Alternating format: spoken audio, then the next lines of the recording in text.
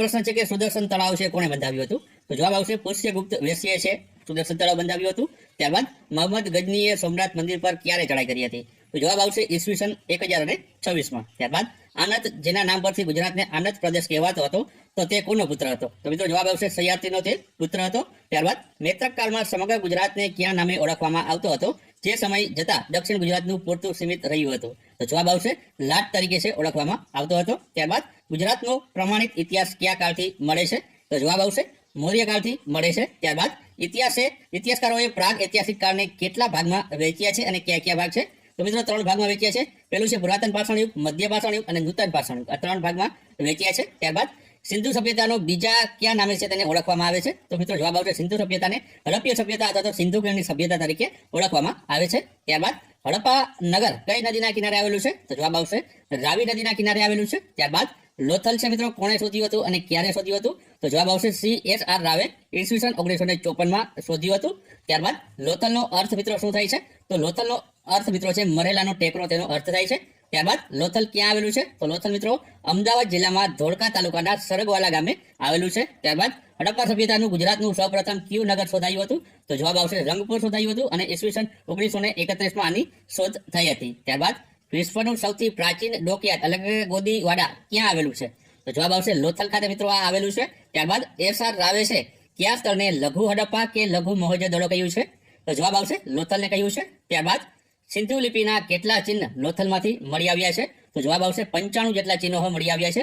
ત્યારબાદ પ્રાચીન રંગપુર કઈ નદીના કિનારે વસેલું હતું? તો જવાબ આવશે ભાદર નદીના કિનારે વસેલું હતું. ત્યારબાદ સિદ્ધરાજ જયસિંહના માતાનું નામ શું હતું? તો જવાબ આવશે મિનળ દેવી તેના માતાનું નામ હતું. ત્યારબાદ રાણકી વાવ જે પાટણમાં આવેલી છે તે કઈ રાણીએ બંધાવી હતી? તો જવાબ આવશે રાણી ઉદયમતીએ બંધાવી હતી. ત્યારબાદ ગાંધીજીને ધોરણ 5માં કેટલા રૂપિયાની શિષ્યવૃત્તિ મળી હતી? તો જવાબ આવશે 4 રૂપિયાની. ત્યારબાદ કોણે દાંડીકૂચને મહાભિનિષ્ક્રિમણ સાથે સરખાવી છે? તો જવાબ આવશે મહાદેવભાઈ દેસાઈ સરખાવી છે. ત્યારબાદ ગુજરાત રાજ્યના પ્રથમ રાજ્યપાલ કોણ બન્યા હતા? તો જવાબ આવશે મહેંદી નવાઝ જંગ બન્યા હતા. ત્યારબાદ ગુજરાતની શાળાઓમાં મધ્યાહન ભોજન યોજના કયા મુખ્યમંત્રીએ દાખલ કરી હતી? તો જવાબ આવશે માધવસિંહ સોલંકીએ. ત્યારબાદ જ્યોતિપુંજ પુસ્તકના લેખક કોણ છે? તો જવાબ આવશે નરેન્દ્રભાઈ મોદી છે. ત્યારબાદ તારંગા પર્વત કયા જિલ્લામાં આવેલો છે? તો જવાબ આવશે મહેસાણા જિલ્લામાં આવેલો છે. ત્યારબાદ ગુજરાત વિદ્યાપીઠની સ્થાપના કોણે કરી હતી? તો જવાબ આવશે મહાત્મા ગાંધી દ્વારા છે ગુજરાત વિદ્યાપીઠની સ્થાપના કરવામાં આવી હતી. ત્યારબાદ ગુજરાત વિદ્યાપીઠનો મંત્ર શું છે એમ? તો જવાબ આવશે સા વિદ્યા યા વિમુક્તિ, તે મિત્રો ગુજરાત વિદ્યાપીઠનો મંત્ર છે. ત્યારબાદ કયો રાજવી ગુજરાતના અશોક કહેવાય છે? તો જવાબ આવશે કુમારપાળને. ત્યારબાદ મહાત્મા ગાંધીજીએ ગુજરાતની લડાઈને ધર્મયુદ્ધનું નામ આપ્યું હતું? તો જવાબ આવશે અમદાવાદ મિલ સત્યાગ્રહ છે તેને જે ધર્મયુદ્ધનું નામ આપ્યું હતું ગાંધીજીએ. ત્યારબાદ મોહમ્મદ ગજનીએ સોમનાથ મંદિર પર ચડી આવ્યો ત્યારે ગુજરાતમાં કયા રાજાનું શાસન હતું? તો જવાબ આવશે ભીમદેવ પ્રથમનું ત્યારે શાસન હતું. ત્યારબાદ લોથલની શોધ કોણે કરી હતી? તો મિત્રો જવાબ આવશે ડોક્ટર SR રાવે છે આની શોધ કરી હતી. ત્યારબાદ પ્રાચીન કાળમાં ગુજરાતનું કયું બંદર મરી મસાલા અને રેશમના વેપાર માટે જાણીતું હતું? તો જવાબ આવશે ભરૂચ. ત્યારબાદ ગુજરાત માટે ગુર્જર દેશ એ શબ્દ પ્રયોગ કયા શાસકના સમયમાં શરૂ થયેલો હતો?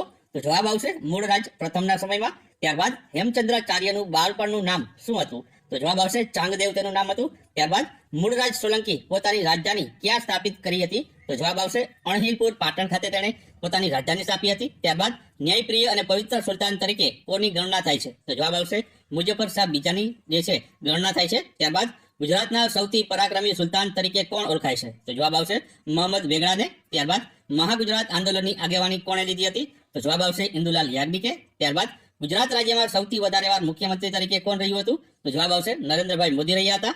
ત્યારબાદ ભારતમાં કટોકટી જાહેર થઈ ત્યારે ગુજરાતના મુખ્યમંત્રી નીચેનામાંથી કોણ હતા? તો જવાબ આવશે બાબુભાઈ પટેલ હતા. ત્યારબાદ વડોદરા સ્ટેટનું મુંબઈ રાજ્યમાં વિલીનીકરણ થયું તો તે સમયે વડોદરા સ્ટેટના વડા કોણ હતા? તો જવાબ આવશે સર પ્રતાપસિંહ હતા.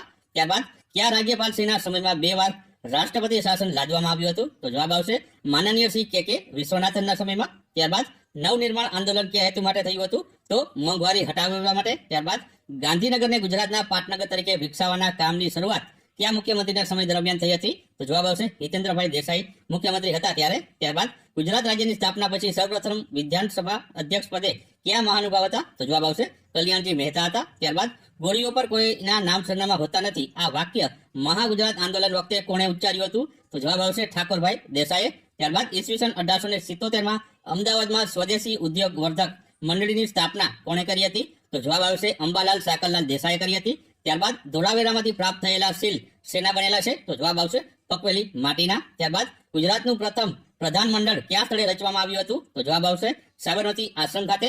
ત્યારબાદ મહારાષ્ટ્રથી અલગ થયા પછી ગુજરાતની પ્રથમ વિધાનસભા ક્યાં બેસતી હતી? તો જવાબ આવશે સિવિલ હોસ્પિટલ અમદાવાદ ખાતે. ત્યારબાદ મુંબઈ, મહારાષ્ટ્ર અને ગુજરાત આ એમ ત્રણેય પ્રદેશોના વિભાજનના સમર્થક કોણ હતા? તો જવાબ આવશે ભાઈ કાકા. ત્યારબાદ 1956 બીજી ઓક્ટોબરે ઇન્દુલાલ યાજ્ઞિકની સભાની સમાંતર કોની સભા ચાલી રહી હતી? તો જવાબ આવશે જવાહરલાલ નહેરુની. ત્યારબાદ નવનિર્માણ આંદોલન દરમિયાન ગુજરાતના મુખ્યમંત્રી પદે કોણ હતા? તો જવાબ આવશે ચિમનભાઈ પટેલ. ત્યારબાદ ગુજરાતના પૂર્વ મુખ્યમંત્રી સદગત શ્રી બળવંતરાય મહેતાનું અકસ્માતથી અવસાન કયા યુદ્ધકાળ દરમિયાન વર્ષ દરમિયાન થયું હતું? તો જવાબ આવશે 1965માં. ત્યારબાદ ગુજરાતમાં સૌપ્રથમ રાષ્ટ્રપતિ શાસન કયા સાલમાં લદાયું હતું? તો જવાબ આવશે ઈસવીસન 1971માં. ત્યારબાદ ગુજરાતમાં કયા મુખ્યમંત્રીના કાર્યકાળમાં ગોકુળ ગ્રામ યોજના અમલમાં હતી? તો જવાબ આવશે કેશુભાઈ પટેલના સમયગાળા દરમિયાન. ત્યારબાદ નરેન્દ્રભાઈ મોદીની સરકાર દ્વારા ભારતના કયા વીર સપૂતના અસ્થિ લંડનથી ભારત ખાતે લાવી ગુજરાતમાં તેમના નામનું સ્મારક બનાવ્યું છે? તો જવાબ આવશે શ્યામજી કૃષ્ણ વર્માનું. ત્યારબાદ ગુજરાતના કયા ઐતિહાસિક શહેરમાં સંગીત સમ્રાટ તાનસેનની દીપક રાગની દાહને સંગીત દ્વારા સમાવવામાં આવે છે? તો જવાબ આવશે વડનગર ખાતે. ત્યારબાદ 1938માં સુરત જિલ્લાના હરિપુરામાં કોના અધ્યક્ષ પદ હેઠળ કોંગ્રેસનું 51નું રાષ્ટ્રીય અધિવેશન યોજાયું હતું? તો જવાબ આવશે સુભાષચંદ્ર બોઝ. ત્યારબાદ વનરાજ ચાવડા દ્વારા તેના મહામંત્રીની યાદમાં સ્મૃતિ રૂપે કયું નગર વસાવવામાં આવ્યું હતું? તો જવાબ આવશે ચાંપાનેર.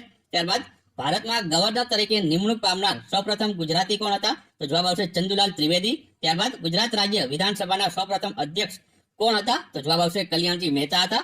ત્યારબાદ ગુજરાત રાજ્યનું સૌપ્રથમ પાટનગર જણાવો? તો અમદાવાદના મિત્રો છે સૌપ્રથમ ગુજરાત રાજ્યનું પાટનગર બનાવવામાં આવ્યું હતું. ત્યારબાદ ગુજરાતમાં કયા મુખ્યમંત્રીના કાર્યકાળ દરમિયાન બાલ મંદિરથી યુનિવર્સિટી સુધી કન્યા કેળવણી મફત કરવાનો મહત્વનો નિર્ણય લેવામાં આવ્યો હતો? તો જવાબ આવશે માધવસિંહ સોલંકીના સમયગાળા દરમિયાન. ત્યારબાદ સિદ્ધરાજ જયસિંહનો જન્મ ક્યાં થયો હતો? તો જવાબ આવશે પાલનપુર ખાતે. ત્યારબાદ ગાંધીજીએ દાંડી કૂચનો પ્રારંભ ક્યારે અને કેટલા સત્યાગ્રહીઓએ કર્યો હતો? તો જવાબ આવશે 12મી માર્ચ 1930માં શરૂઆત કરી હતી અને ગાંધીજીએ તેના 78 જેટલા સત્યાગ્રહીઓ સાથે આ દાંડી કૂચનો પ્રારંભ કર્યો હતો. ત્યારબાદ ગુજરાતના કયા ક્રાંતિવીર ડુંગળી ચોર તરીકે જાણીતા છે? તો જવાબ આવશે મોહનલાલ પંડ્યા છે.